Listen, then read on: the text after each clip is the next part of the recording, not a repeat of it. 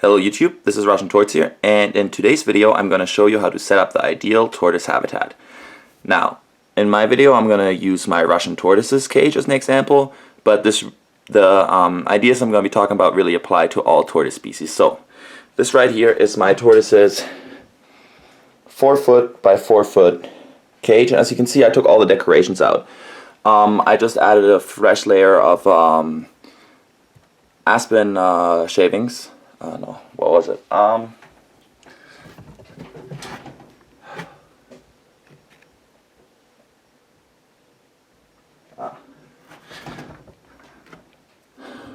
It was a fresh layer of cypress mulch, and I figured this would be a great opportunity to make this video.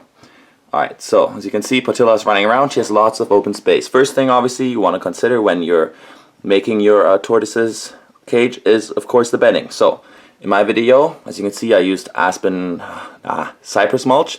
Cypress mulch is a great choice just because it retains humidity and allows the tortoise to dig. I've used sand in previous enclosures.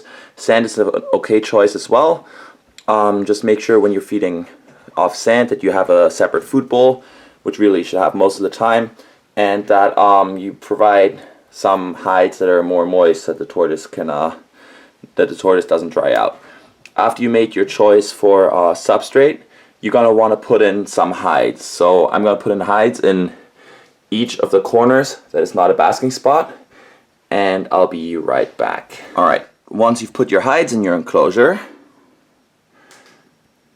alright, again you want to have at least one hide in the cold spot and one hide towards the warmer side. So that hide over there is in the coldest spot of the terrarium, as the basking spot is directly diagonally across. This side here and over there are more towards the warmer side. Hides are obviously important because Russian tortoises and other tortoise species need to have an opportunity to hide and get away so that they're not stressed, right? You want to provide as many hides as possible so that they can choose which temperature, which size of hide they like the best, alright? So I have 3 hides. Next, you're going to want to worry about your basking spot. So you obviously have one heat lamp pointing at a basking spot. For Russian tortoise is about 30 degrees Celsius.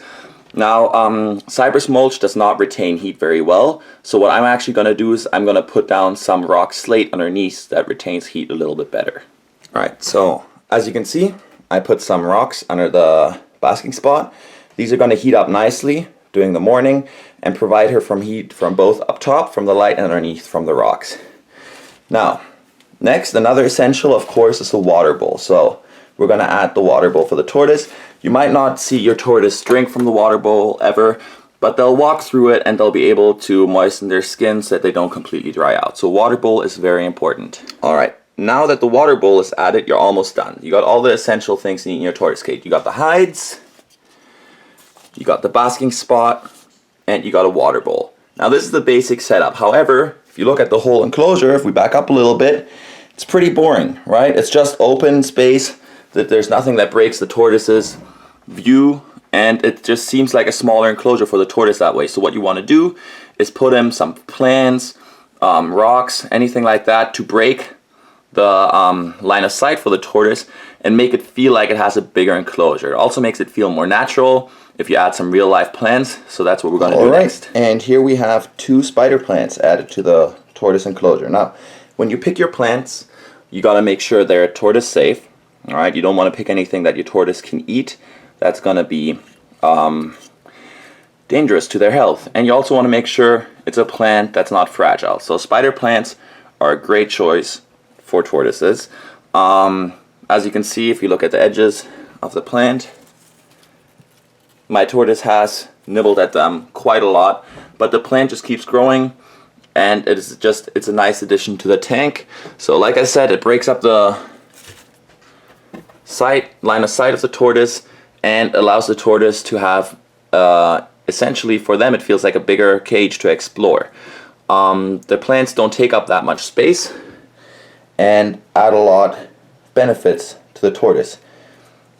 Alright, now that's how you set up your ideal tortoise habitat. The size, of course, is an issue that I didn't talk about yet. You should have a minimum of an 8-foot by 4-foot enclosure. My enclosure is only 4 feet by 4 feet. That's because I have a relatively small room. If we take a look around, the bed's right there and the enclosure is right over here. I don't have space for anything bigger. However, that should really not be an excuse. Biggest cage is always a better cage. Thank you for watching. If you have any questions, leave them in the comment section below. If you like my video, subscribe for future episodes, and I'll see you guys next time.